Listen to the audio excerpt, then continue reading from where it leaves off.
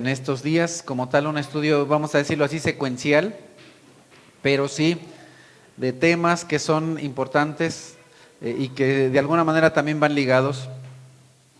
Hemos estado estudiando acerca de lo que Dios tiene planeado para el futuro, cuál es el programa de Dios para el futuro. La semana anterior hablamos del Día del Señor. Y si ustedes recuerdan, aprendimos que el Día del Señor involucra juicio, no juicio y bendición, sino juicio, que el Día del Señor sucede 2 veces en el plan profético de Dios, no una, que el Día del Señor ocurre al final del periodo de la tribulación, no durante la tribulación, sino al final de la tribulación.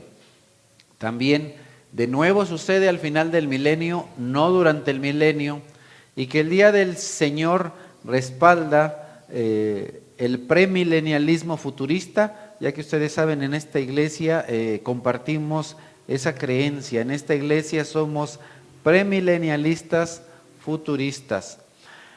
Y está curioso porque hace tiempo, en realidad a finales casi del año pasado, me decían algunas hermanas que tenían cierta duda y que también en el afán de compartir con otras querían saber acerca del Día del Señor. Entonces todo lo que empezamos desde noviembre hasta aquí, pues era para llegar aquí. Bueno, no para llegar aquí, sino para que entendieran otras cosas que tienen que ver con. Son todas cosas importantes. Y el día de hoy, del día de hoy entonces vamos a hablar de la segunda venida de Cristo. El foco, la parte importante, primordial de los eventos futuros, de los eventos proféticos, es la segunda venida de Cristo. Esta frase en realidad es muy escasa en la Escritura. No existe en las Escrituras la frase tal cual, literal, que diga la segunda venida de Cristo. Eso no está. Incluso, a pesar de que se dice la segunda venida, ustedes saben que he hecho mucho énfasis en diferentes predicaciones en ser más específico y decir la segunda venida encarnada de Cristo, porque como nosotros hemos aprendido en esta iglesia, el Señor Jesucristo ha venido a esta tierra ¿cuántas veces? Muchas, pero una solamente encarnado, y vendrá una segunda encarnado, ¿ok? De acuerdo, entonces eso es súper importante. A veces también, en alguna ocasión me encontré con una persona que decía muy correctamente, ¿por qué de pronto los señores dicen la segunda venida si Cristo ha venido muchas veces? Y digo, sí es cierto, esta persona tiene razón, porque en realidad el Señor Jesucristo se ha presentado en muchas ocasiones en esta tierra. Para los que han tenido el estudio de bautismo conmigo, hemos hablado de eso de manera específica, si se acuerdan, y vamos a hablar entonces el día de hoy de la segunda venida encarnada del Señor Jesucristo. Y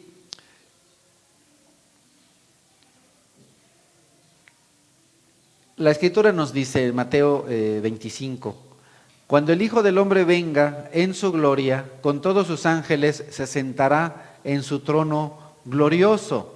También en Juan 14:3, en el hogar de mi Padre hay muchas viviendas. Si no fuera así, ya se lo habría dicho a ustedes. Voy a prepararles un lugar, y si me voy y se lo preparo, vendré para llevármelos conmigo. Así ustedes estarán donde yo esté. Y en el libro de los Hechos, la Escritura nos dice, Galileos, ¿qué hacen aquí mirando al cielo? Este mismo Jesús que ha sido llevado de entre ustedes al cielo, vendrá otra vez de la misma manera que lo han visto irse. Entonces, para el cristianismo, una doctrina indispensable, ¿sí sabemos qué quiere decir doctrina? ¿Ah? ¿No? Ok. La palabra doctrina quiere decir enseñanza. Entonces, cuando las personas vienen a esta iglesia, una de las cosas que hacemos es los adoctrinamos, es decir, les enseñamos. Doctrina es enseñanza. Entonces, una de las enseñanzas fundamentales del cristianismo ortodoxo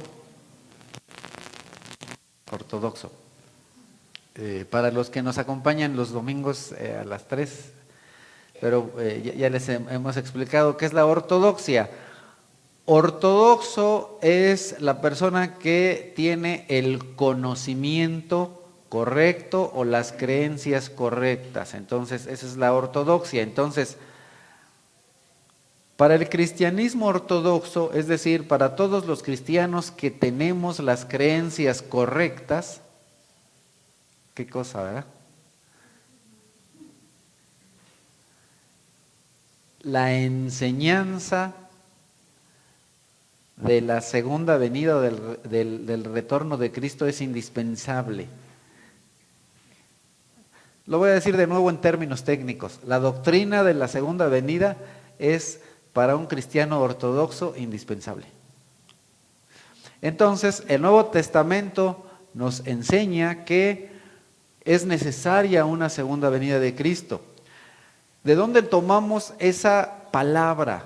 Porque de pronto dicen, oye, ya dijiste que en la Escritura no existe esa frase, pero ¿de dónde se toma eso de la segunda venida? De la carta o epístola a los Hebreos. En Hebreos capítulo 9 nos dice la Escritura en el versículo 28, vamos a leer desde el 27, y así como está establecido que los seres humanos mueran una sola vez y después el juicio, también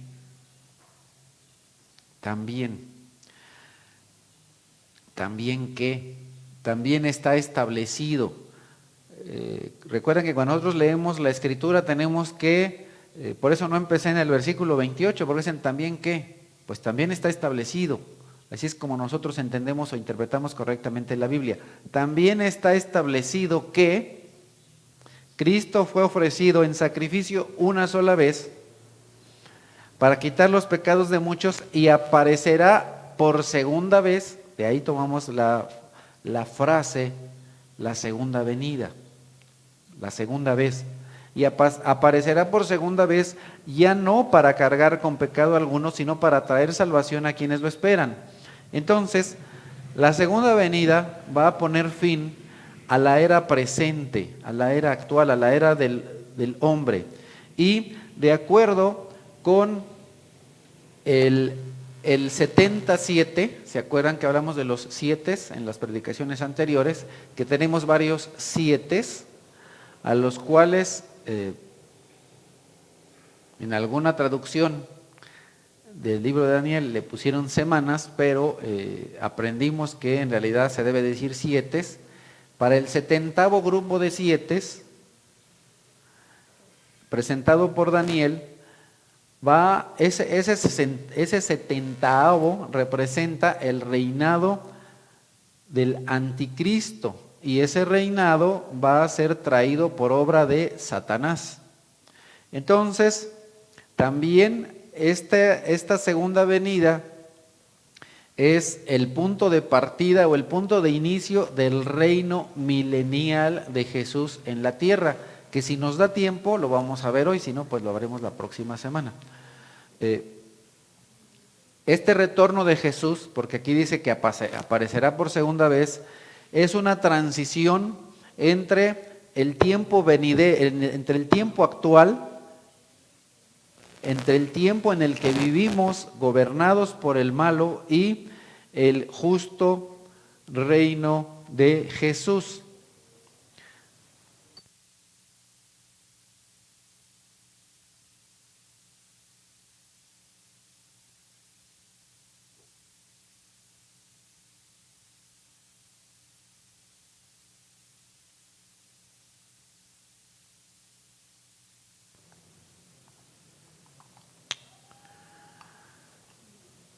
El Antiguo Testamento no habla explícitamente de dos venidas del Mesías separadas por un considerable periodo de tiempo.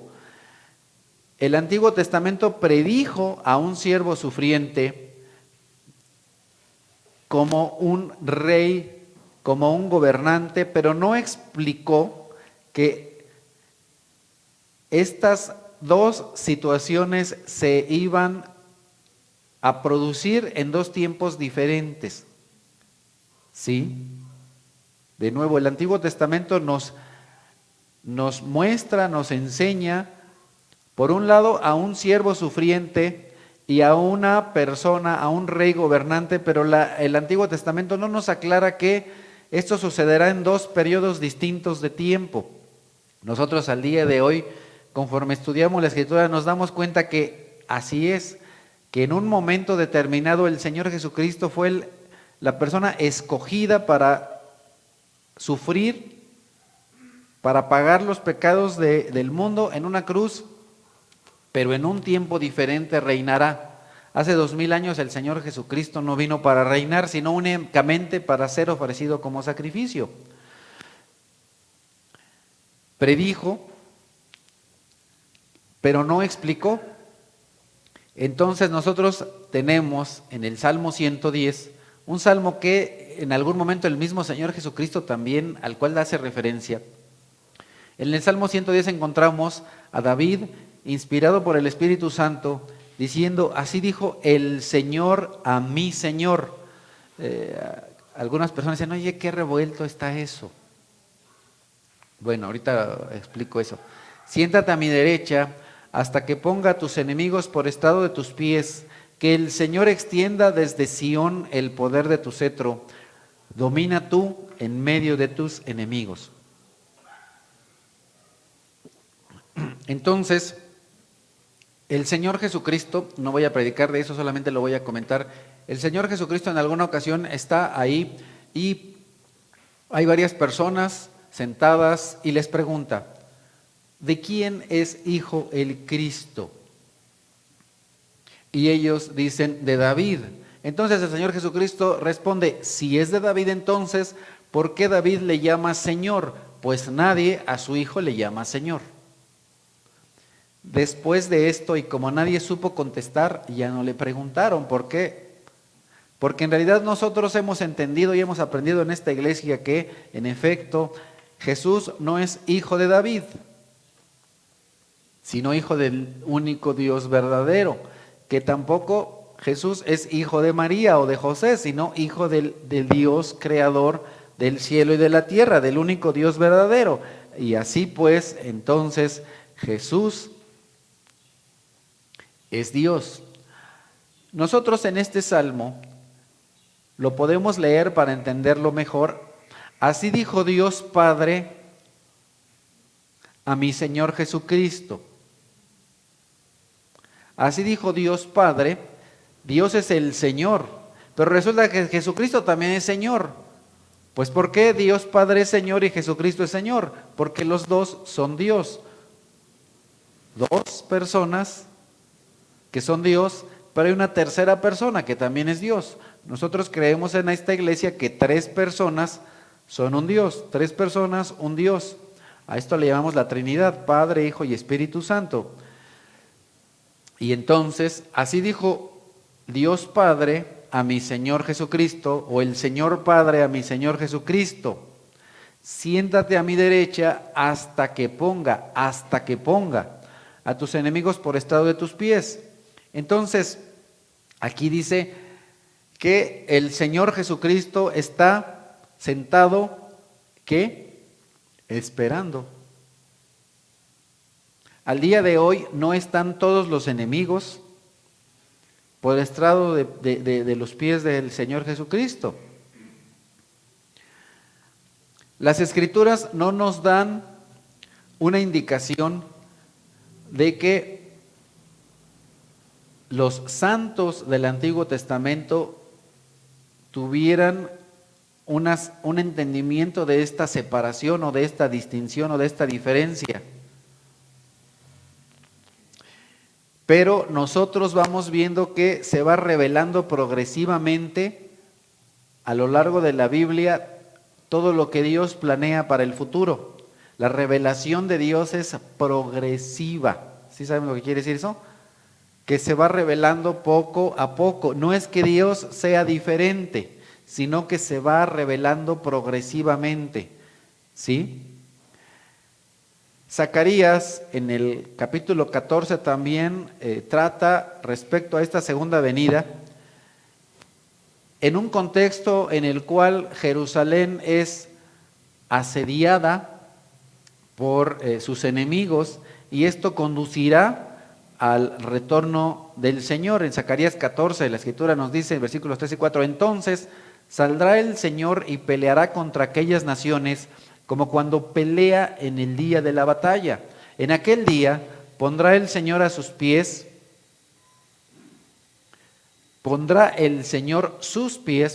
en el monte de los olivos, que se encuentra al este de Jerusalén, y el monte de los olivos se partirá en dos de este a oeste y formará un gran valle, con una multitud del monte desplazándose al norte y la otra mitad al sur. Pero resulta que esta profecía no sucedió cuando el Señor Jesucristo se encarnó. No vemos al monte de los olivos partiéndose en dos. Eso no sucedió. Por lo tanto, nosotros concluimos que Dios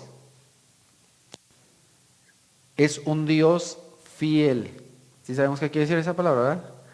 La palabra fiel significa persona que cumple sus promesas. Todo lo que Dios promete lo cumple. Entonces, como eso se tiene que cumplir, el monte de los olivos se va a partir en dos, literalmente. Como nosotros vimos en una de las predicaciones anteriores, si se recuerdan, que los montes se van a partir, ¿se recuerdan? Que aún la ciudad de Jerusalén se va a partir y que todo va a quedar ahí hecho pedazos. Entonces eso sucederá en el futuro. Todavía no ha sucedido. El Señor Jesús ascendió, si ustedes recuerdan, ¿dónde? Desde el monte de los olivos, porque ahí estando en el monte de los olivos, lo acabamos de leer hace unos segundos, que los ángeles se presentan delante de los discípulos y le dicen, ¿qué hacen ustedes ahí, varones galileos, viendo al cielo? Así como ustedes vieron al Señor Jesús, así descenderá. Pero cuando estaba ahí, el monte de los olivos tampoco se partió. Pero resulta que la Escritura nos dice que el Señor Jesús regresará, ¿dónde? En el monte de los olivos. Ahí. Dijo, así como lo vieron, así va a descender. Entonces esta segunda venida se nos detalla en varias secciones del Nuevo Testamento. El Señor Jesucristo explicó su regreso a la tierra en un discurso, y este discurso es conocido por muchos estudiosos como el discurso en el Monte de los Olivos. Para que ustedes vean ese discurso, porque no lo vamos a ver ahorita, véanlo en casa. Ese está en Mateo capítulo 24 y 25, en Marcos capítulo 13 y en Lucas capítulo 21. Entonces no vamos a leer los 4 capítulos, pero ahí están, ahí léalos en su casa. Pero vamos a ver unas pequeñas porciones de estos 4 capítulos, unas pequeñas porciones. Por ejemplo, en Mateo 24:3 dice el Señor a través de Mateo, de la pluma de Mateo, más tarde estaba Jesús sentado en el monte de los olivos cuando llegaron sus discípulos y le preguntaron en privado, ¿cuándo sucederá esto? ¿Y cuál será la señal de tu venida y del fin del mundo? Entonces aquí los discípulos están viendo dos sucesos, la venida de Cristo y el fin del mundo. Luego en Mateo 24, 29 y 31, inmediatamente después de la tribulación de aquellos días, se oscurecerá el sol y no brillará más la luna. Las estrellas caerán del cielo y los cuerpos celestes serán sacudidos. La señal del Hijo del Hombre aparecerá en el cielo y se angustiarán todas las razas de la tierra. Verán al Hijo del Hombre venir sobre las nubes del cielo con poder y gran gloria, y al sonido de la gran trompeta mandará a sus ángeles y reunirá de los 4 vientos a los elegidos de un extremo al otro del cielo. Ahí tenemos la señal de la ¿qué? De la venida. Y luego en Mateo 24, 46, dichoso el siervo cuando su Señor al regresar lo encuentra cumpliendo con su deber. Entonces el Señor Jesucristo prometió que va a regresar, ¿verdad? Cuando dijo, I'll be back. ¿ok?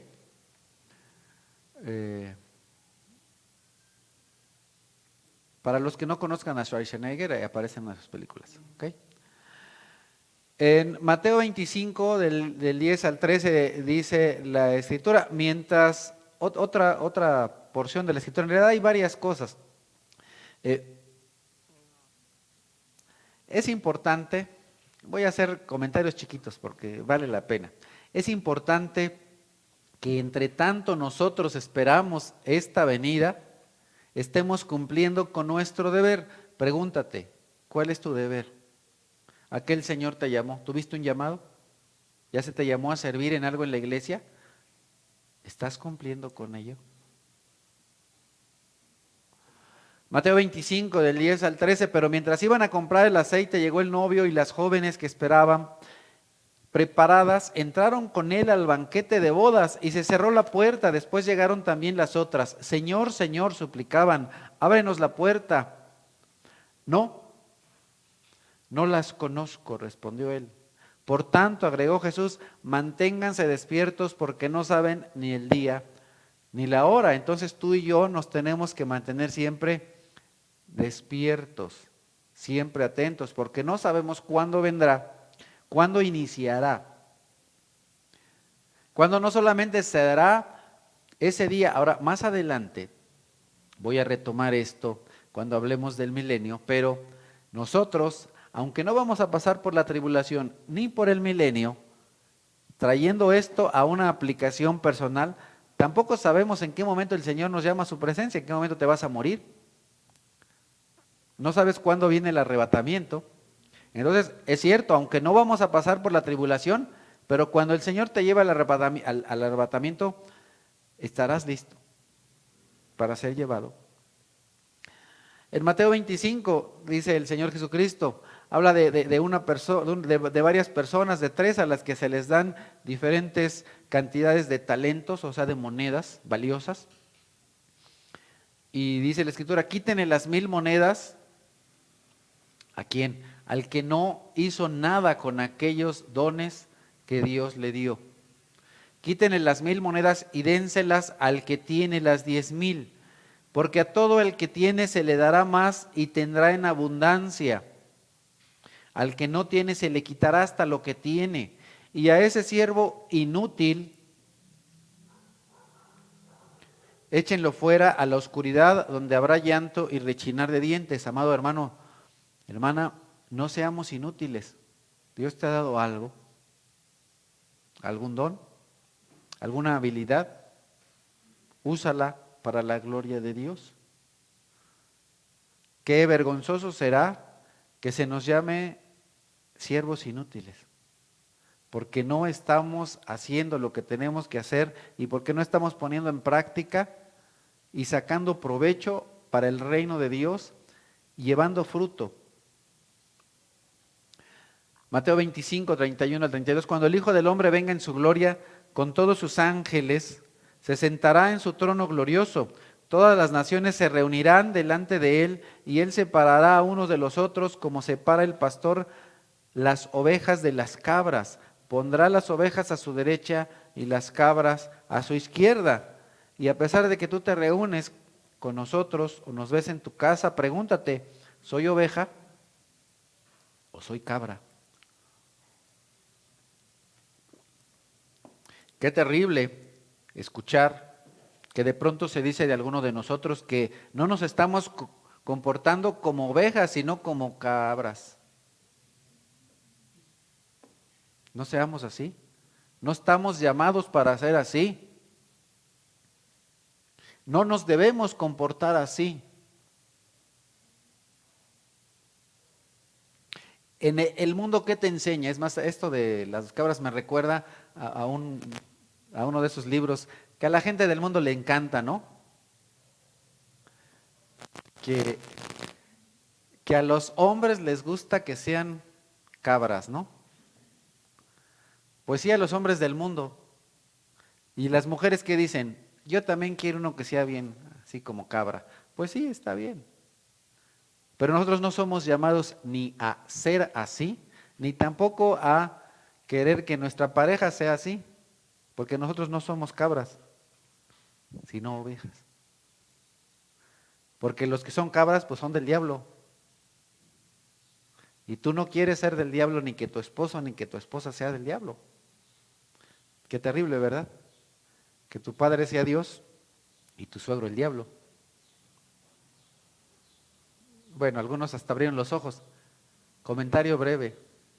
Algunas chicas o chicos de pronto, a pesar de que se les advierte que no se reúnan con no creyentes, así son. Quieren tener como padre a Dios y como suegro al diablo. Totalmente reprobable, incorrecto. Entonces, el Señor separará a unos de otros. Es importante que nosotros estemos a la derecha del Dios, a la derecha de Cristo, no a su izquierda. Lucas 21 habla de ese día y dice la Escritura, se desmayarán de terror los hombres, temerosos por lo que va a suceder al mundo. En una predicación pasada hablé de eso, ¿verdad? Cuántas personas, hombres valentones, que se creen muy salsas, muy guapos, pero que dice el Señor que cuando venga Él de terror, se les van a hacer las patitas de liga. ¿Por qué? Porque van a ver que su poder y sus músculos no sirven de nada. Porque ¿de qué te valen los músculos cuando veas caer del cielo unos meteorotes? ¡Pum! Que desbaratan la tierra. Pues de nada. Y dice la Escritura, entonces verán al Hijo del Hombre venir en una nube con poder y gran gloria. Ups. El Señor Jesucristo cuando venga ya no va a venir con vacilones, no va a venir como bebé, no va a venir humilde y manso, sino va a venir con vara de hierro. Y su poder va a ser demostrado que como su presentación, ¡pum!, tiembla todo, se hace pedazos, caen meteorotes y meteoritos. Y entonces ahí viene el Señor Jesucristo. Eso nada más es para la presentación de Jesús. ¡Wow! Presentación tremenda para que veas que Él es quien dice ser. Y en Hechos 1, nos dice la Escritura, habiendo dicho esto, mientras ellos lo miraban, ¿quiénes? Los apóstoles. Recordemos que el Señor Jesucristo no está muerto, ni está en una tumba. Me acuerdo de mi hijo, que decía, el Señor quedó tumbado en una tumba, cuando tenía como 3 años, ¿no? Pues estaba tumbado en una tumba, pero no se quedó ahí, porque la Escritura nos dice que Él resucitó al tercer día, según las Escrituras, es decir, estaba profetizado, planeado, que Él resucitaría, que Él vencería a la muerte. Y después de eso se apareció a los discípulos, después se apareció a Pablo, y Pablo escribe de eso, y se apareció a más de 500 personas al mismo tiempo.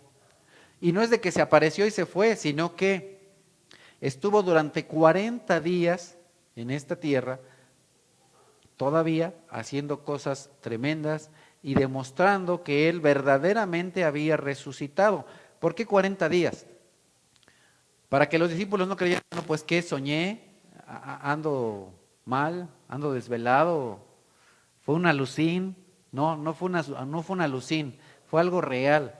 Cuando una persona se te aparece un día dices, ¿qué onda? Pero por 40 días, comiendo con Él, desayunando, comiendo, cenando con Él, haciendo cosas con Él, platicando con Él, aclarándole muchas cosas, no hay lugar a dudas. Resucitó, pues, de veras, de veritas, 40 días, caminando por esta tierra. Y después de eso, mientras Él estaba hablando con ellos, les dijo, bueno, hasta la próxima. Y ellos ven cómo es llevado a las alturas. La Escritura nos dice que fue llevado o arrebatado, de ahí es donde nosotros tomamos la palabra arrebatamiento. hasta que una nube lo ocultó de su vista. Ellos se quedaron mirando fijamente al cielo mientras él se alejaba. De repente se les acercaron dos hombres vestidos de blanco, son ángeles, que les dijeron: Galileos, ¿qué hacen aquí mirando al cielo? Debió ser algo tremendo, ¿no? Estás aquí platicando con Jesús y de pronto se fue, ¿verdad? Y les dicen: este mismo Jesús que ha sido llevado de ustedes al cielo, vendrá otra vez de la misma manera que lo han visto irse. Entonces, el mismo Señor Jesucristo estuvo ahí y regresará de la misma manera en la que se marchó. En el sermón que da Pedro y que tenemos registrado en el capítulo 3 del libro de los Hechos, se revela lo importante, lo relevante que son estas dos venidas. Y ese es uno de los pasajes que más claramente explican de las dos venidas de Cristo. Pedro dice: pero de este modo Dios cumplió lo que de antemano había anunciado por medio de todos los profetas,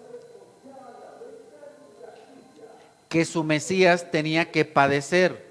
Por tanto, para que sean borrados sus pecados, arrepiéntanse y vuélvanse a Dios, a fin de que vengan tiempos de descanso de parte del Señor, enviándoles el Mesías que ya había sido preparado para ustedes, el cual es Jesús. Es necesario, esta es la parte que nos interesa ahora, es necesario que Él permanezca en el cielo hasta que llegue el tiempo de la restauración de todas las cosas, como Dios lo ha anunciado desde los siglos por medio de sus santos profetas. Entonces, este pasaje nos revela la necesidad de enviar a Cristo en el futuro. ¿Para qué? Para restaurar todas las cosas.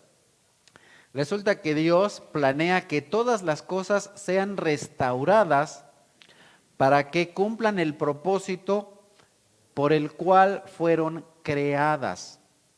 Resulta que nosotros cuando estudiamos la Biblia, en la Biblia se nos enseña que todo fue creado para la gloria de Dios. Pero al día de hoy en este mundo no todas las personas le dan la gloria a Dios. Y eso tiene que suceder. Hay muchas cosas en los propósitos originales de Dios que no se han cumplido, pero que se tendrán que cumplir. Precisamente por eso es necesaria esta venida de Cristo. Y todas estas cosas fueron dichas en el Antiguo Testamento. Hay un montón de pasajes del Antiguo Testamento que se pueden aplicar únicamente en esa segunda venida de Cristo. Porque si tratamos de aplicarlos a cuando se encarnó por primera vez, no encaja, no checa, no suceden. Y en estos 2000 años tampoco han sucedido. Pero tienen que suceder. ¿Por qué? Porque Dios dijo que iban a suceder. Entonces, nosotros aprendemos que la segunda venida de Jesús se produce en dos fases. Hemos aprendido en estos domingos de estudio que hay muchas cosas que van a suceder así, ¿verdad? En fases, en dos fases. Entonces, la segunda venida de Cristo sucederá en dos fases. Jesús descenderá del cielo para arrancar o arrebatar a la iglesia en el aire para que esté con Él en el cielo durante los 7 años de la tribulación. Entonces, el propósito de su venida es la misión de rescate para evitar que la iglesia experimente la ira divina, el juicio. Pero la segunda fase de la venida de Cristo, entonces, caray, ¿cómo estuvo eso? Entonces la segunda es 2.1 y 2.2, ¿sí? El 2.1 viene nada más para el arrebatamiento. Nos arrebata y ya. Pero la segunda fase es un regreso corporal de Jesús a la tierra para establecer su reino. Y creo que sí nos da tiempo. Entonces, ahí arranca el reinado de Jesús. Y a ese reinado de Jesús en la tierra es a lo que se le llama el milenio. Ok. ¿Qué es el milenio? Es el reino venidero de Cristo, donde el Señor Jesús reina en esta tierra con sus santos por 1000 años. 1000 años de Jesús. Ahora, eso va a suceder ligeramente después o casi inmediatamente después de el 70º periodo de 7, es decir, después de la tribulación y gran tribulación. En ese momento es cuando el postrer Adán, la Escritura nos habla de un primer Adán y de un postrer Adán, cuando el postrer Adán cumple lo que Dios mandó al hombre hacer. Cuando Dios creó al hombre, ¿qué fue lo que le dijo al hombre? Génesis 1. Y dijo Dios, hagamos al ser humano, recordemos así de breve, ¿por qué está hablando en plural? ¿Por qué dice hagamos al ser humano? Dios no nos hizo a imagen de los ángeles. Y habla en plural porque está ahí una conferencia entre el Padre, el Hijo y el Espíritu Santo. Y entonces Dios Padre dice hagamos porque nosotros fuimos hechos a imagen y semejanza del Padre, del Hijo y del Espíritu Santo. Por eso habla en plural. No porque nos parezcamos a los ángeles, ni porque Dios esté hablando con los ángeles. Dios está hablando, Dios Padre está hablando con el Hijo y el Espíritu Santo. Bueno, en fin.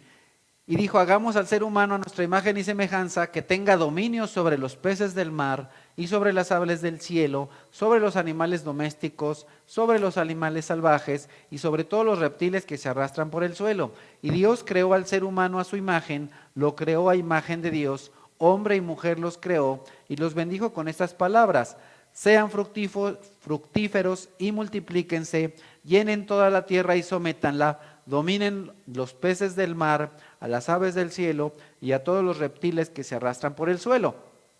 Entonces, ¿qué es lo que va a suceder? Que el hombre, el ser humano, tiene que gobernar y cuidar esta tierra. Eso es algo que el hombre no ha hecho. Pero Dios va a dar una segunda oportunidad durante 1000 años para que el hombre verdaderamente haga esto. Entonces, en esos 1000 años, ¿qué sucederá?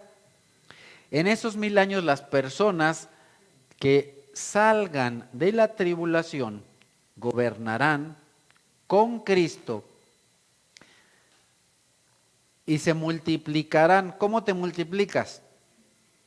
Pues teniendo sexo y teniendo hijos.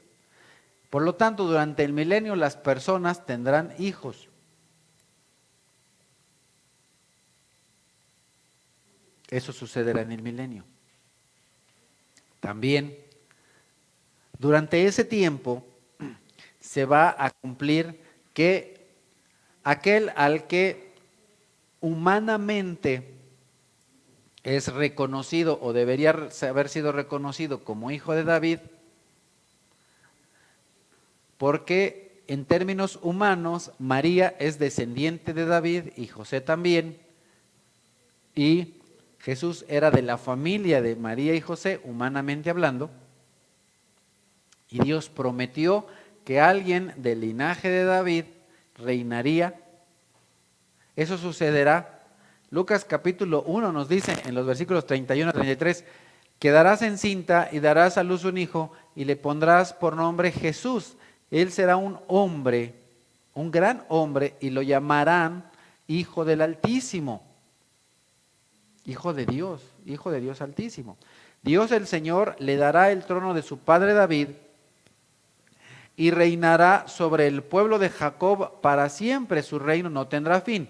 Bueno, resulta que cuando vino el Señor Jesucristo hace 2000 años, murió en una cruz, pero no reinó. Y entonces el reinado comenzará allá, en el milenio. Ahí es cuando será establecido en esta promesa que Dios hizo a David. Dios dijo a David: tu descendencia reinará para siempre. Pero eso mismo incluso está profetizado desde Jacob. ¿Se acuerdan que Jacob le dijo a su hijo, Israel le dijo a su hijo Jacob, ¿se acuerdan? Que de él vendría descendencia y que el cetro o el reinado estaría en Jacob, y resulta que David es descendiente de Jacob, y a David se le promete un reino eterno. Pero nosotros tenemos que eso no ha sucedido. Entonces, ¿cuándo sucederá? En el milenio. En Zacarías dice la Escritura: el Señor reinará sobre la tierra. Entonces resulta que al día de hoy Dios no está gobernando en esta tierra. Antes de que venga el reino eterno, y el reino eterno no es en esta tierra, antes de que venga el reino eterno, necesitará venir un reino terrenal. Y el reino en esta tierra es de lo que habla Zacarías. El Señor reinará sobre esta tierra, la tierra actual. ¿Eso cuándo sucederá? En el milenio. En aquel día el Señor será el único Dios y su nombre será el único nombre. Apocalipsis, nos dice Juan en el capítulo 19, versículos 20 y 21, pero la bestia fue capturada con el falso profeta. Este es el que hacía señales milagrosas en presencia de ella, con los cuales engañaba a los que habían recibido la marca de la bestia y adoraban su imagen. Los dos fueron arrojados vivos al lago de fuego y azufre. Los demás fueron exterminados por la espada que salía de la boca del que montaba a caballo. Y todas las aves se hartaron de la carne de ellos. Entonces, los enemigos que se opusieron a Jesús durante la tribulación ya fueron derrotados. De eso ya hablamos un poquito antes. Pero luego, Apocalipsis 20 nos dice: y vi además a un ángel que bajaba del cielo con la llave del abismo y una gran cadena en la mano. Sujetó al dragón, a aquella serpiente antigua que es el diablo y Satanás, y lo encadenó por 1000 años. Lo arrojó al abismo, lo encerró y tapó la salida para que no engañara más a las naciones hasta que se cumplieran los 1000 años. Después habrá de ser soltado por algún tiempo. Entonces, durante el 1000 años, durante el reinado de Cristo en esta tierra, Satanás estará atado por 1000 años. Y después de esos 1000 años, ¿qué pasará con Satanás? Otra vez lo van a dejar libre. Interesante. Tenemos a Satanás atado para después ser liberado. Algunos preguntan, bueno, ¿y para qué Dios desata a Satanás? No sabemos las razones precisas. Podemos dar algunas ideas y hoy vamos a dar alguna. Pero la Biblia no nos da el porqué y hay algunas cosas que verdaderamente son difíciles de entender, pero que las aceptamos por fe. Y entonces va a ser soltado por algún tiempo. La Escritura nos dice en Daniel 12, y del polvo de la tierra se levantaron las multitudes de los que duermen, algunos de ellos para vivir por siempre, pero otros para quedar en la vergüenza y en la confusión perpetuas. Y Apocalipsis 24 nos dice, entonces vi tronos donde se sentaban todos los que recibieron la autoridad para juzgar. Vi también a las almas de los que habían sido decapitados por causa del testimonio de Jesús y por la palabra de Dios. No habían adorado a la bestia ni a su imagen, ni se habían dejado poner su marca en la frente ni en la mano. Volvieron a vivir y reinaron con Cristo 1000 años. Entonces, ¿quiénes estarán en el milenio? Eso se los mencioné hace un ratito, pero para mí es importante que ustedes vean que lo que yo les comento está en la Biblia. Eso es para mí súper importante. ¿Quiénes van a reinar ahí? Solamente los que salen de la tribulación. Los que salen de la tribulación, los que durante la tribulación no se permiten poner esa marca. Entonces, Jesucristo reina y comparte el gobierno del reino con la iglesia de aquel tiempo, del tiempo futuro. No con la de hoy, sino con aquella. Todos los que permanecieron fieles durante la persecución, durante la tribulación y la gran tribulación. Entonces, durante el reino milenial habrá renovación, habrá prosperidad, habrá justicia, habrá paz. Por eso es que el Señor Jesucristo dice, y está registrado en Mateo 19:28, les aseguro, respondió Jesús, que en la renovación de todas las cosas, cuando el Hijo del Hombre se siente en su trono glorioso, ustedes que me han seguido se sentarán también en 12 tronos para gobernar a las 12 tribus de Israel. Entonces, en ese tiempo futuro, estarán las tribus de Israel. Recordemos que parte del propósito de esa tribulación es limpiar, purificar, pero también restaurar a las 12 tribus de Israel. Isaías 2, en los últimos días, en el monte, o el monte, mejor dicho, de la casa del Señor será establecido como el más alto de los montes. ¿Qué quiere decir eso? Que en el futuro Israel, Jerusalén, será lo que debió ser. Recordemos que Dios escogió a Israel y más específicamente a la ciudad de Jerusalén para que Dios reinara desde ahí.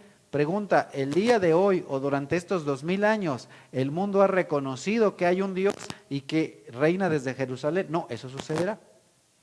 Se alzará por encima de las colinas y hasta él confluirán todas las naciones. Todas las naciones. Muchos pueblos vendrán y dirán, vengan, subamos al monte del Señor, a la casa del Dios de Jacob, para que nos enseñe sus caminos y andemos por sus sendas. Porque de Sión saldrá la enseñanza, de Jerusalén la palabra del Señor. Él juzgará entre las naciones y será árbitro de muchos pueblos. Convertirán sus espadas en arados y sus lanzas en hoces. No se levantará espada nación contra nación y nunca más se adiestrarán para la guerra. En días recientes las personas están muy nerviosas por Ucrania, así es Ucrania, ¿verdad? Y entonces ya están adiestrando, se están adiestrando para la guerra. Y ahí está el gobernante ahí de Rusia y varios gobernantes, y a nosotros no nos interesa la política porque Dios no me llamó para eso. Ustedes saben que yo soy apolítico, no participo en la política, ni tampoco voto. No les digo que no voten, ¿sí? Ya, paréntesis, se acabó. Solo infórmense, porque luego votan ignorantemente. Bueno, entonces, esto no sucede. Al día de hoy sigue habiendo armas de guerra, sigue habiendo pistolas. Dices, bueno, tal vez en las casas de muchos no hay hoces. Bueno, pues no hay espadas, pero pues qué tal armas y algunas de harto calibre, ¿verdad? Todo eso se convertirá en instrumentos para sembrar, para algo provechoso, para la producción, no para la destrucción. Entonces, durante el milenio, todas las promesas de pacto espirituales y físicas serán cumplidas no solamente para Israel, sino para todas las naciones. En ese tiempo, en el milenio, Israel será salvo y restaurado. Y entonces Israel va a cumplir su misión. Recordemos qué misión le dio Dios al pueblo de Israel después de que los sacó de Egipto. que ellos tenían que ser, ¿qué? Sacerdotes para todo el mundo. Pregunta, ¿hoy Israel es sacerdote de todo el mundo? No, Israel anda un poquito perdido. Perdón, igual que la iglesia. Muchos en la iglesia a veces andamos medio perdidos, me incluyo, no evangelizamos, no hablamos de Dios, no llevamos una vida diferente de los demás, no les enseñamos a los otros lo que tienen que hacer, sino que tristemente a veces aprendemos de otros lo que hacer, entonces hacemos lo que otros hacen, hablamos como los no creyentes hablan, ¿verdad? De pronto los no creyentes dicen una bola de majaderías y nosotros parece que no somos ovejas sino cabritas, ¿verdad? Y decimos bola de majaderías, no nos comportamos como debemos comportarnos. Terrible, triste, vergonzoso, vergonzoso. Y todo eso es lo que Israel debe hacer, debe cumplir con ese llamamiento. Ellos serán reyes y sacerdotes. ¿Se recuerdan que la Escritura dice, y hasta hemos cantado, ¿quién no se recuerda de ese cantado? Y seremos reyes. Un canto, una porción de la Escritura que Marcos Witt le hizo canción, pero fue canción en la Biblia antes de que Marcos Witt la cantara. Eso sucederá, ¿dónde? En el milenio. En el milenio. Y entonces Jerusalén será capital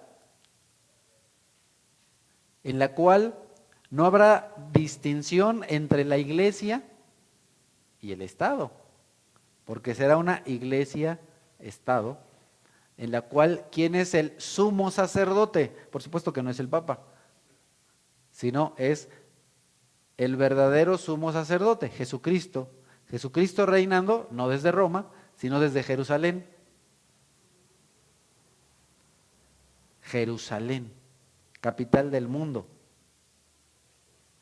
Me recordé de los de Parral que dicen, Parral, capital del mundo. No, señores, Jerusalén, capital del mundo. Jerusalén, capital del mundo. ¿Gobernado por quién? Por Jesucristo. Isaías 2:11, los ojos del altivo serán humillados y la arrogancia humana será doblegada. En aquel día solo el Señor será exaltado. El hombre pecador, caído, ¿qué es lo que quiere? ¿Qué es lo que busca? La exaltación. Mira qué bien, mira qué guapo, mira qué grande, mira qué inteligente soy, y ríndeme culto y ríndeme pleitesía. Y muchos al día de hoy quieren sentirse Dios, ¿no? Y hasta se dicen, yo soy la encarnación de la bondad y soy la encarnación de... Pues no eres más que la encarnación de Satanás, hijo. Ok. Y en aquel día solo el Señor será exaltado. Solo el Señor. Isaías 67, 17 y 18. Presten atención que estoy por crear un cielo nuevo y una tierra nueva. No volverán a mencionarse las cosas pasadas, ni se traerán a la memoria. Alégrense más bien y regocíjense por siempre por lo que estoy a punto de crear. Estoy por crear una Jerusalén feliz, un pueblo lleno de alegría. Si hoy vas a Jerusalén, no vas a ver una Jerusalén feliz ni una Jerusalén llena de alegría. Por supuesto hay algunos felices, como en cualquier país y como en cualquier ciudad, pero no todos son felices, ni toda Jerusalén está llena de alegría, porque ahí mismo en Jerusalén hay conflictos. Ahí mismo en Jerusalén tienes musulmanes, tienes cristianos, tienes católicos y tienes de tocho morocho, pero eso no sucederá. Será un solo Dios, una sola religión.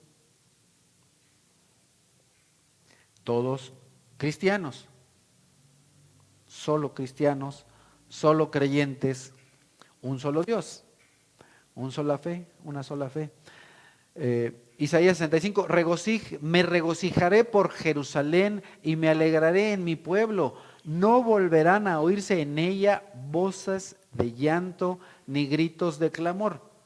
Muchas personas al día de hoy van ahí y curiosamente uno de los sitios que visitan es el muro de los lamentos, no se oirá más lamentos, ni clamor, ni llanto, ni grito. Lo que habrá es regocijo. Nunca más habrá en ella niños que vivan pocos días, ni ancianos que no completen sus años. El que muera a los 100 años será considerado joven, pero el que no llegue a esa edad será considerado maldito. Entonces, en el milenio, recordemos, nos regresamos a Génesis. En Génesis, nosotros vemos que las personas vivían chorrocientos años, ¿verdad? Eso sucederá de nuevo. Entonces, así como tú ves la creación de Dios en Génesis, primeros capítulos, antes de la caída del hombre, antes, eso es lo que sucederá en el tiempo del milenio. El tiempo del milenio será como debió ser este mundo creado en el original. Construirán casas y las habitarán, plantarán viñas y comerán de su fruto. Ya no construirán casas para que otros los habiten, ni plantarán viñas para que otros los coman, porque los días de mi pueblo serán como los de un árbol. Wow. Tú vas y ves árboles, hay árboles, pero viejísimos, más viejos que yo. Y ya tengo mis años, ¿no? Ya ando acá bien presumido, porque como ya llegué a la mitad del siglo, pues ya me siento muy guapo, ¿no? Bueno, pues hay árboles muchos que viven, pero muchísimo más que eso, ¿verdad? De cientos de años. Así sucederá. Mis escogidos disfrutarán de las obras de sus manos. Al día de hoy, el hombre no disfruta, muchos hombres no disfrutan de las obras de sus manos, sino que estamos bajo la maldición causada, ¿por qué? Por el pecado, porque es maldición traída al hombre que nosotros al día de hoy comemos, pero ¿qué? Con el sudor de nuestra frente, maldición. Y nos fatigamos y nos cansamos y sudamos. Y hace poco escuchaba el testimonio de un muchacho que, ay, que qué difícil y que qué duro y que la chamba, ¿no? Bueno, pues como antes estabas de chambón y no en la chamba, pues obviamente cuando viene la chamba, pues te cansa y te pesa y que qué duro y qué difícil. Pero eso es gracias a qué? A que entró el pecado a este mundo, pero antes no era así. Entonces, qué sabroso era trabajar sin fatigarse. Qué chido, ¿no? Qué gozo. Qué bonito. Y disfrutar, disfrutar. Al día de hoy, ¿cuántas personas trabajan? Y bueno, breve paréntesis. La Escritura dice en Eclesiastés que también eso es bendición del hombre. Al día de hoy, independientemente de que estamos bajo esa maldición, Dios dice que a todos los que son agradables a Dios, apúntalo, está en Eclesiastés, a todos los que son agradables a Dios, Dios les concede el disfrutar de su trabajo. Si tú no disfrutas de tu trabajo, posiblemente es porque no eres agradable a Dios. Y te da solamente el trabajar y trabajar y trabajar y trabajar. Pero las personas que son agradables a Dios disfrutan de su trabajo, disfrutan de lo que tienen, sea poco o sea mucho. Pero en fin, la Escritura, regresando aquí al milenio, mis escogidos disfrutarán de las obras de sus manos.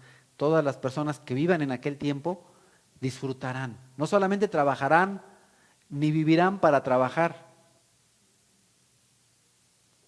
sino que trabajarán para vivir, no vivirán para trabajar. Al día de hoy muchas personas viven para trabajar. Eso no más, no más.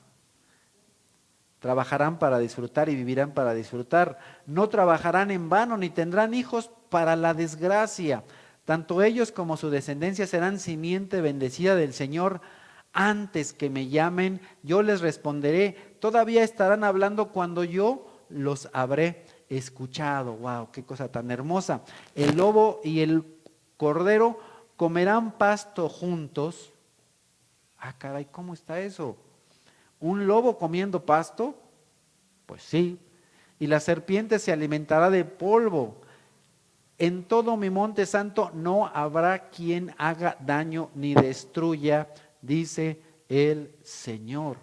Entonces, las naciones que se han convertido en aquel tiempo que se convertirán en el pueblo de Dios van a experimentar bendiciones espirituales y bendiciones físicas junto con la nación de Israel.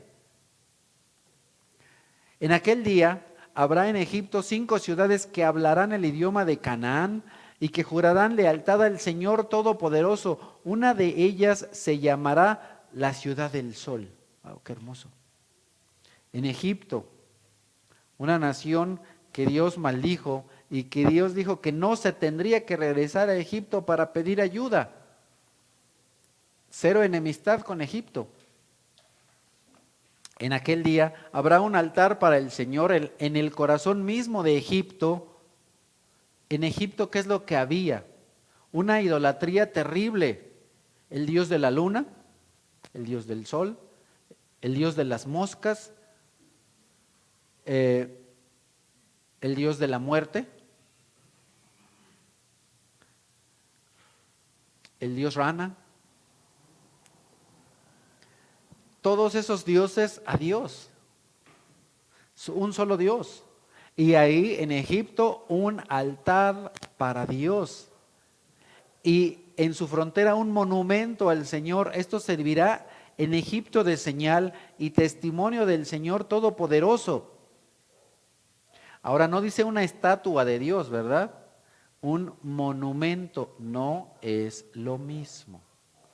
Dios no está a favor de las estatuas ni de las imágenes, pero sí de los monumentos. Son dos cosas diferentes.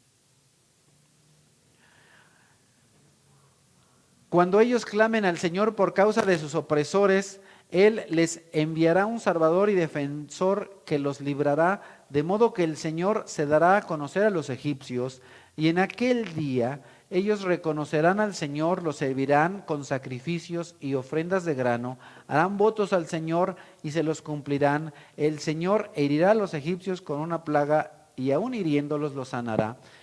Ellos se volverán al Señor y Él responderá a sus ruegos y los sanará. En aquel tiempo habrá un poco de dificultades, sí, al final, y ahorita hablaremos de eso.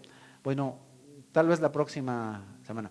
En aquel día habrá una carretera desde Egipto hasta Asiria. Los asirios irán a Egipto.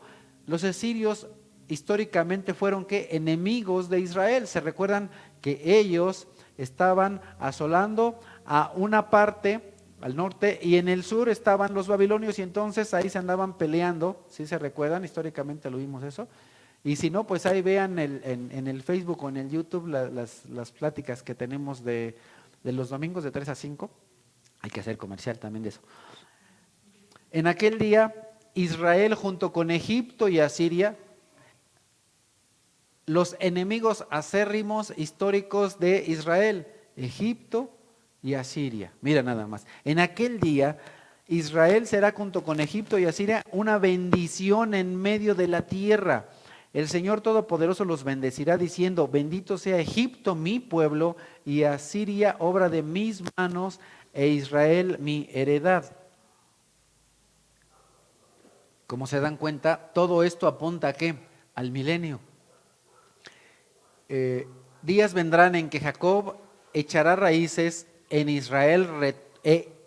que Israel retoñará y florecerá y llenará el mundo con sus frutos.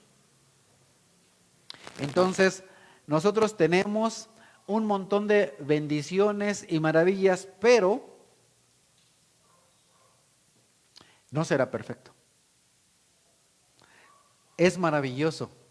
Y muchos predicadores ven al milenio como que wow, la gran cosa. Bueno, pues sí es la gran cosa, pero no es la perfección. La perfección no será en el milenio. Con todo y que Cristo reinará en este mundo y gobernará por 1000 años, imagínate a Dios Hijo gobernando en este mundo, el mundo no será perfecto. La perfección no vendrá en el milenio. Este gobierno solamente es un gobierno mediático, intermedio, un gobierno de transición. Es la transición entre este mundo y el reino eterno, del cual hablaremos más adelante. Entonces, cuando el Señor Jesús complete su misión en este mundo, ese reino se lo va a entregar ¿a quién? Al Padre.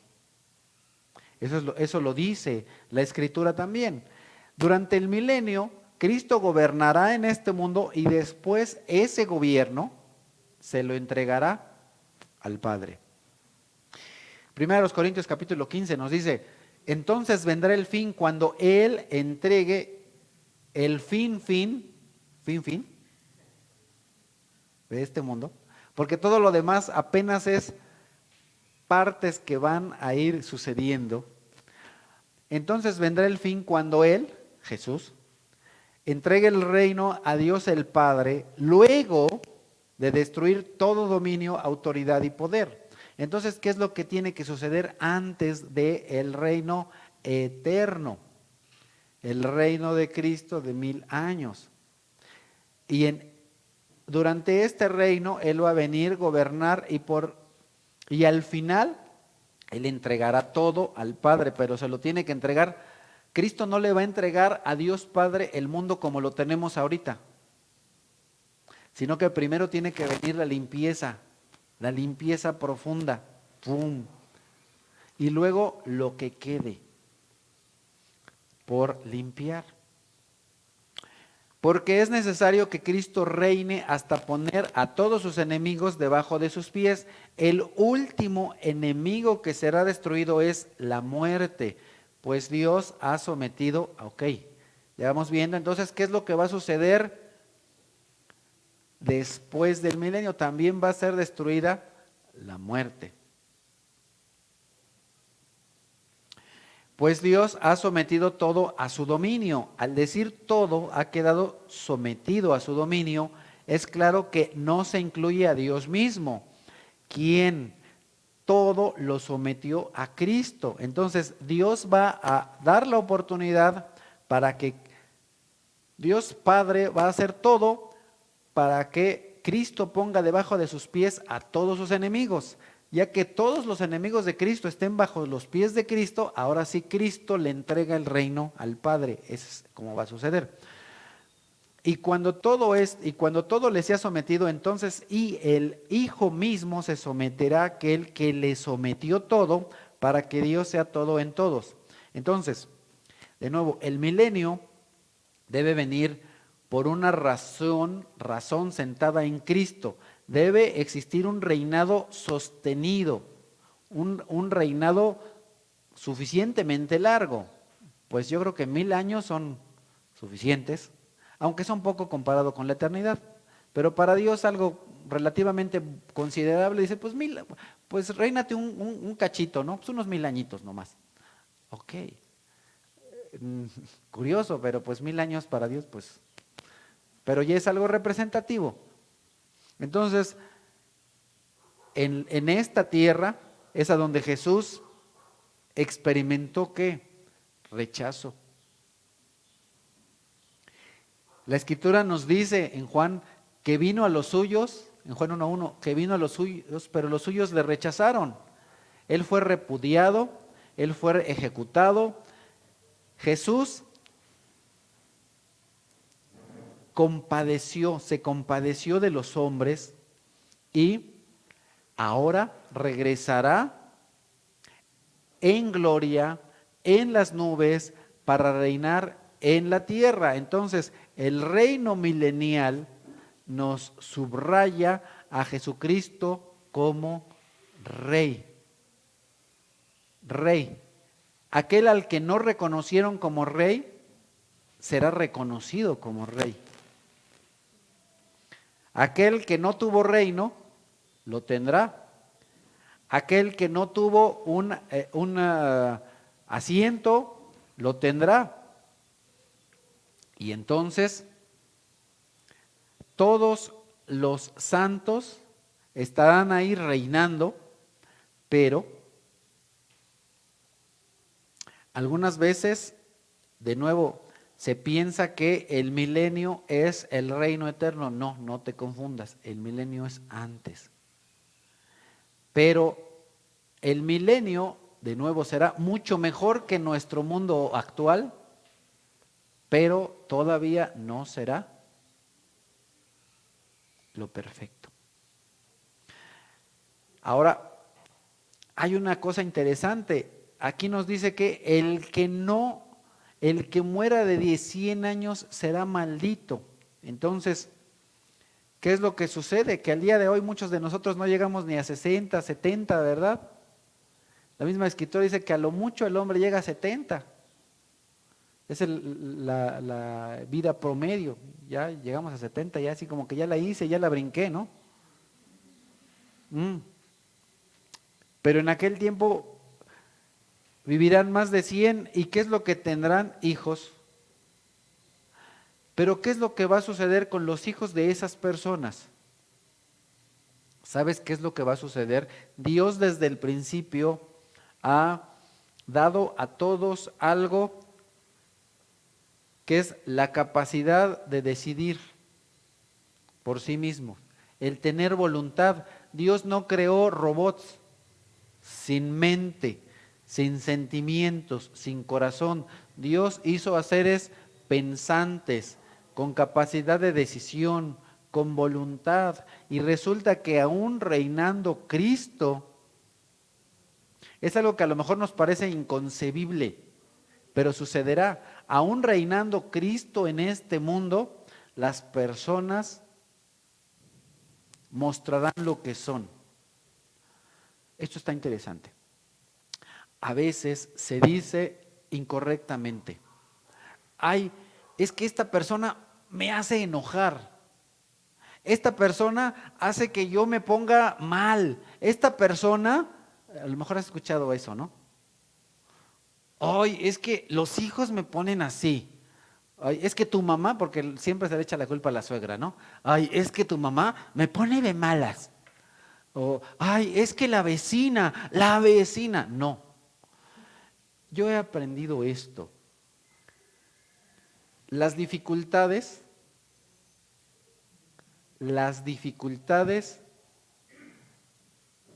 dejan ver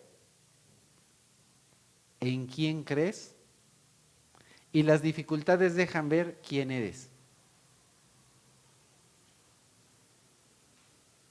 Las dificultades dejan ver en quién crees y quién eres. No es que una persona te ponga mal, es que tú eres malo. No es que una persona te haga enojar, es que tú traes enojo en tu corazón. Tú traes porquería en tu corazón. Ahí la tienes. Las personas no te hacen enojar, eres enojón. Tienes que decidir dejar eso. Ay, es que se me cierran, a veces que no. Ay, es que se me cierran y que no sé qué. A ver, tranquilo. Se te cerraran o no, eso solamente deja ver tu verdadero yo. Ese es tu verdadero yo.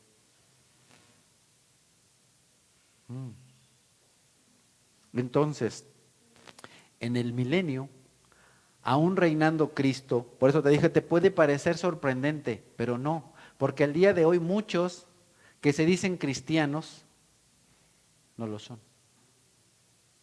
Y cuando vienen las dificultades dejan ver su verdadero yo. Cuando les tiran la basura dejan ver su verdadero yo. Cuando no les dan el aumento de sueldo dejan ver su verdadero yo. Cuando el esposo o la esposa no llega a tiempo dejan ver su verdadero yo.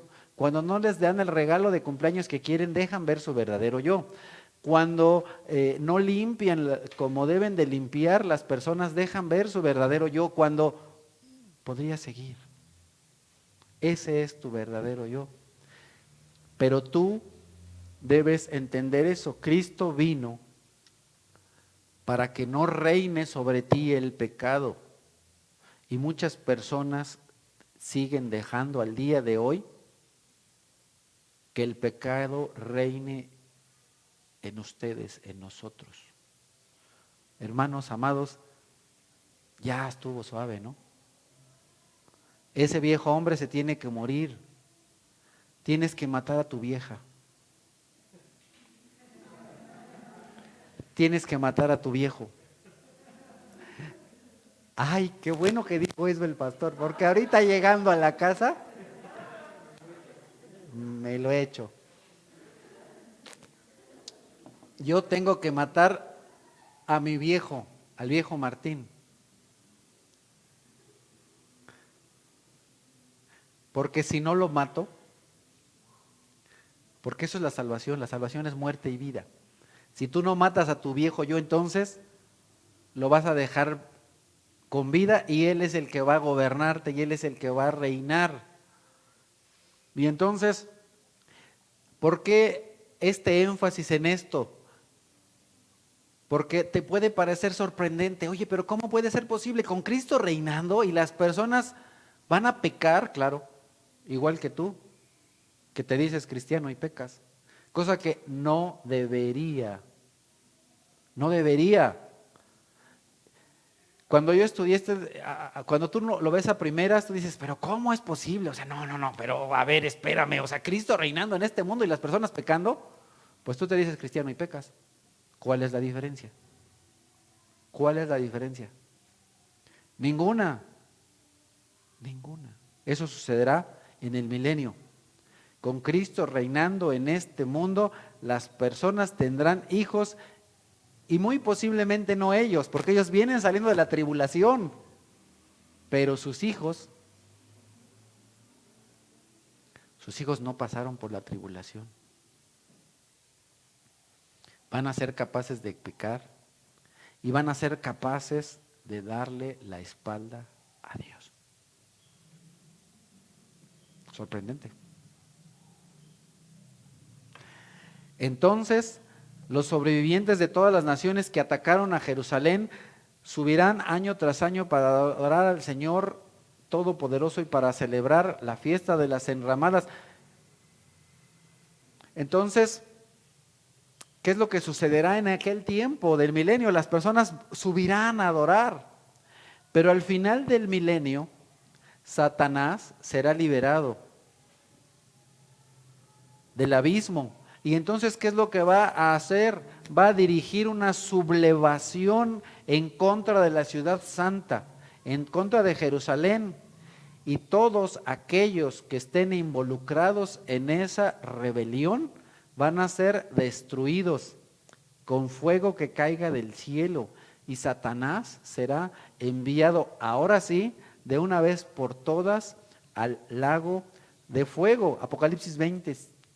Cuando se cumplan los 1000 años, Satanás será liberado de su prisión y saldrá para engañar a las naciones que están en los 4 ángulos de la tierra, a Gog y a Magog. Entonces eso va a ser algo tremendo, porque Cristo estará reinando, pero no por un poquito, ya lleva 1000 años reinando Cristo, y entonces Satanás es soltado y engaña a las personas. Para rebelarse en contra de Dios, en contra de Cristo, que es Dios, a fin de reunirnos para la batalla. Entonces tenemos aquí que no uno, ni dos, ni pocos. Dice aquí la Escritura, su número será como el de las arenas del mar. Cristo reinando y una cantidad de personas como las arenas del mar, o sea, para los que son allá del rancho, Titipuchal, de gente rebelándose en contra de Cristo, de Cristo. Marcharán a lo largo y ancho de la tierra y rodearán el campamento del pueblo de Dios, la ciudad que Él ama. Personas rodeando Jerusalén, chorromiles de personas. Pero caerá fuego del cielo y los consumirá por completo. Entonces ya no será como aquel día en el cual el Señor está en una cruz y le dicen, a ver si eres hijo de Dios. No, ahí Él ahora sí va a decir, yo soy hijo de Dios. Fuego.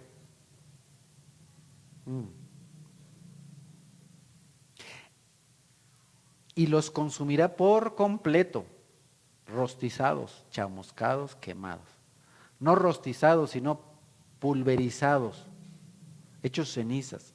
El diablo que los había engañado será arrojado al lago de fuego y azufre, donde también habrán sido arrojados, eso sucedió antes, al final de la tribulación, la bestia y el falso profeta, porque recordemos que con quien Dios va a calar la temperatura del lago de fuego es con la bestia y el falso profeta. A ver cómo está, no, pues sí está fuerte, ¿no? Así déjamelo con esa temperatura. Ellos ya estarán por 1000 años ahí, la bestia y el lago de fuego. Allí serán atormentados día y noche por los siglos de los siglos. Entonces, ¿para qué esta sublevación? Para que todos aquellos que nacieron durante el reino milenial y que no confiaron en Cristo como su Salvador.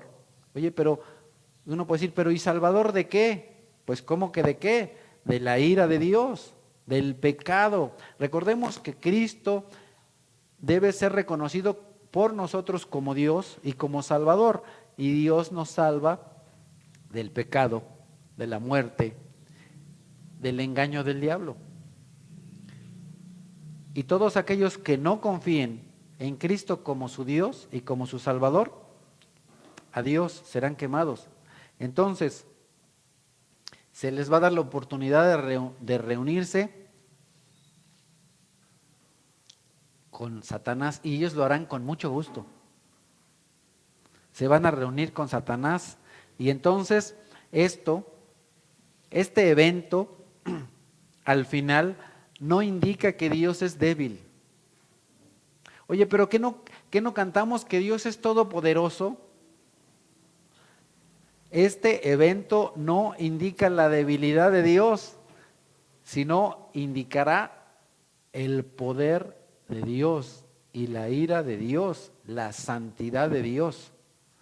Que hay que creer en Dios verdaderamente. Y esto también nos lleva a recordar que Dios no tiene nietos.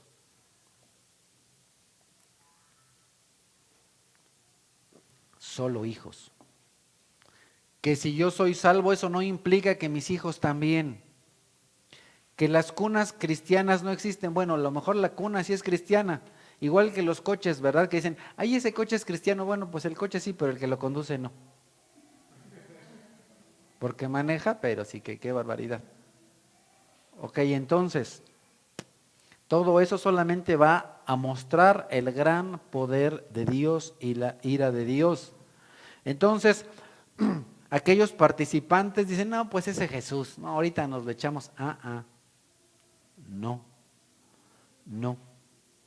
Entonces, vemos aquí que durante el milenio habrá incrédulos, habrá personas que sean perversas, que estén esperando, ¿para qué? Para demostrar lo que son, personas que verdaderamente no creían en Dios.